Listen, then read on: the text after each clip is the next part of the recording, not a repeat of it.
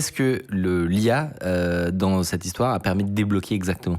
Alors, pour l'instant, à ce stade de l'histoire, pas grand-chose, mais ce qui a vraiment permis ça, c'est l'évolution de scan 3D, donc la spécialité notamment du labo de Brent Seals. Et ils ont perfectionné leur modèle de scan, ils ont réussi à avoir des scans trop bien, et il a une idée, c'est de scanner aussi, en plus des papyrus, des petits fragments, et de se dire, OK, on est capable de faire du machine learning en 2023. Bon, je vais créer un petit modèle et essayer de trouver des traces de ces fragments dans les 2 papyrus que j'ai scannés grâce à ma technologie de scanner absolument incroyable de 3D CT scan. Ah oui, ok. Donc il a fait un genre de modèle d'IA préliminaire. Voilà, exactement. Qui sert juste à prouver que, en théorie, il devrait y avoir du texte. En théorie, il y a de l'encre. C'est même pas il y a du texte, c'est il y a de l'encre. Ok.